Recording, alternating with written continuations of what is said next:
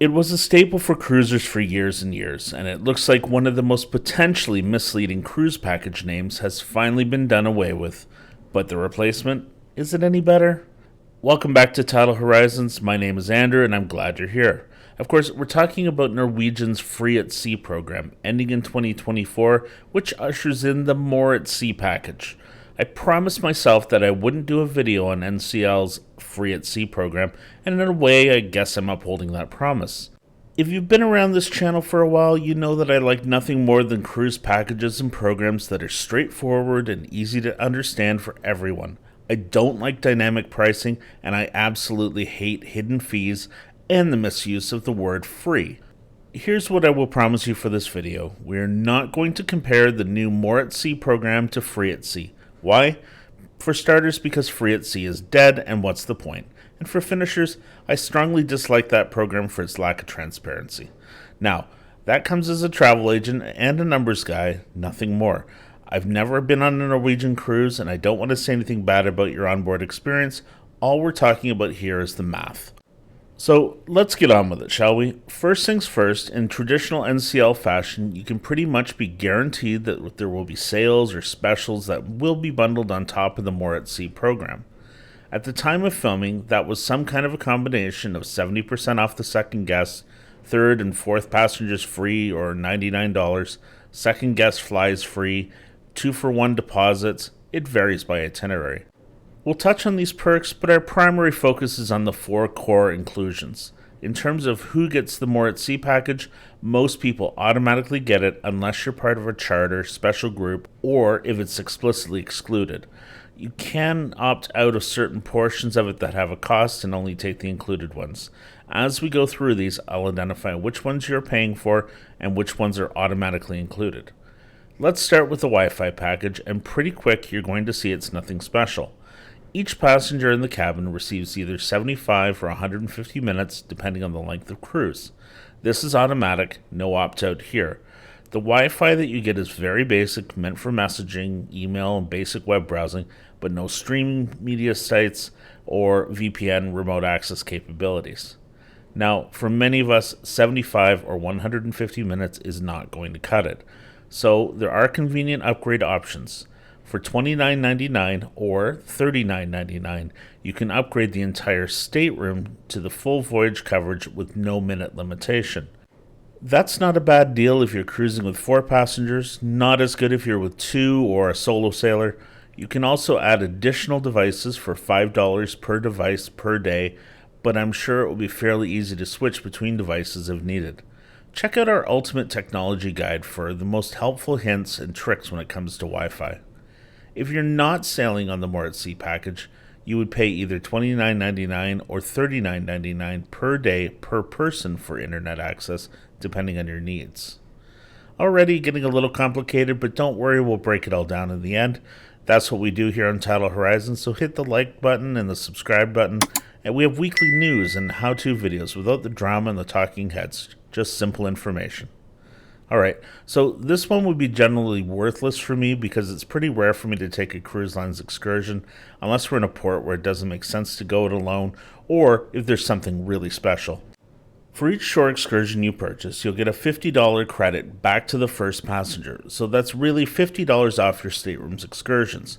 But if you really do the math on the cruise line's excursion and weigh your options, private tours through organizations like Shore Excursions Group are routinely a fraction of the cost, usually with smaller group and more time to explore. Check out the link in the video description for more information on Shore Excursions Group. We'll chalk this one up to a maybe. Again, like the internet package, this one's included with the More at Sea package, and it isn't optimal. Now this is where things start to get interesting. First and foremost, you can opt out of this part of the package if you'd like. You don't need to pay for specialty dining if you're not going to use it. Let's have a look at the table. To start with, there are 2 classes of cabins with the studio inside and outside getting a number of meals versus the balcony and above cabins getting more. The cost per meal is identical at $20 per meal per person in the stateroom. This is a good discount over the $40, $50, and $60 cover charges that you would pay at the specialty restaurants, provided you're able to get reservations you want after you buy the package, and that you actually use all your credits as well. I'm thinking here that they know a lot of credits will be left unused. So, a couple of frequently asked questions then. First off the bat is the question about children. If they're under the age of 18, they will not be charged for the specialty dining cost for your stateroom type and length of cruise. They would eat off the kids' menu for free, which is great if your children are under 10 years old, but it seems like they would force an 11 to 18-year-old to pay the full cover charge of $40, $50, or $60. It's not entirely clear if you could request for them to have the package rather than paying the full amount. I'm not sure they've seen a 16-year-old eat, but they're not going to eat off the kids' menu. Second question is, can you eat at more than your allotted number of specialty dining restaurants? The answer is yes, but you'll have to pay the full cover charge on board. They no longer allow you to buy extra credits ahead of time. Reservations can be made using the NCL app, myncl.com, the toll-free dining line, or the dining line on board. Let's look briefly at the other freebies that NCL throws at their customers and see which ones are worth taking. We're going to go through this list pretty quick. Depending on the particular cruise, one or more or none of these additional options might be available along with the More at Sea program. These are not part of the More at Sea program.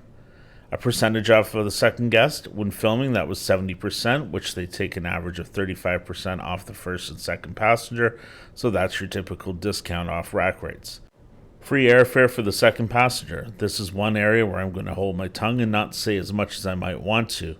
Passengers I know have not had an easy time with this offer in the past. Poor routing, multiple stops, and very early departures, and a severe lack of control over your flights. Don't get me wrong, cruise line air can be very good, but when it's not transparent, I'm not going to risk that. Third, free, and fourth guests are pretty self-explanatory.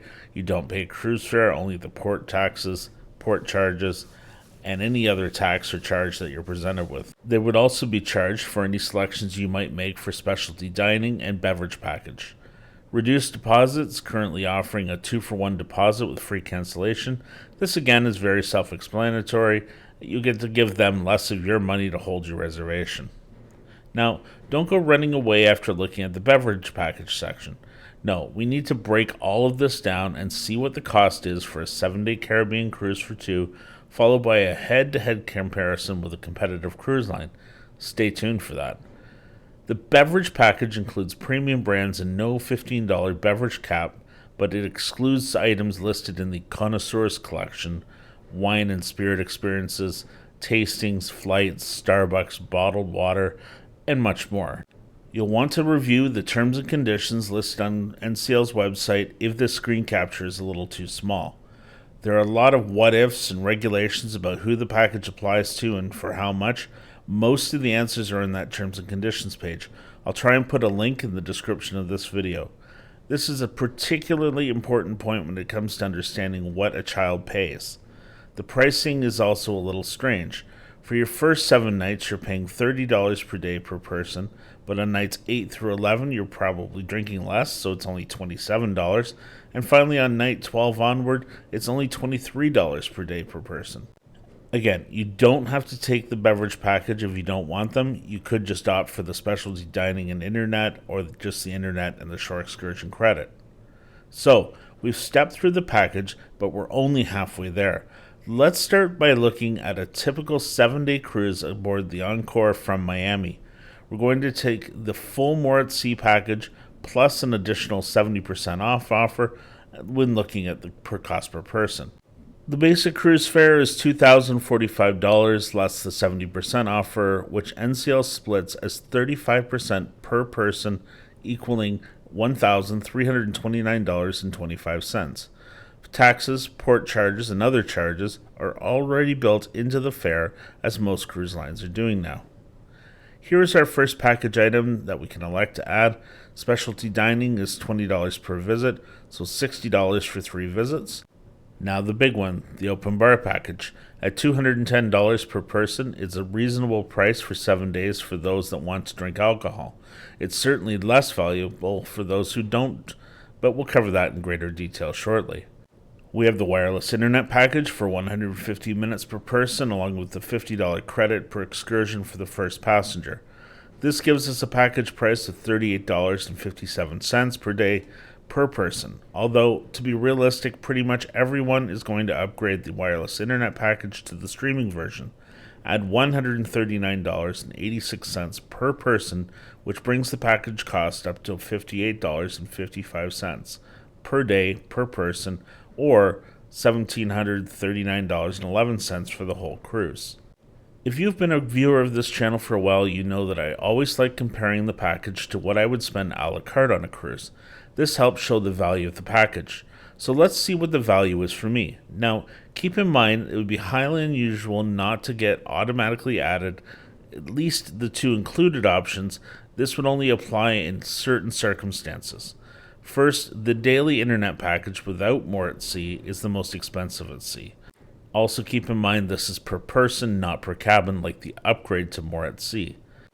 I tend to drink a couple of specialty coffees, either cappuccino or double espresso every day, and this normally would be my comparison, but since it's not included in the package, we'll take it out.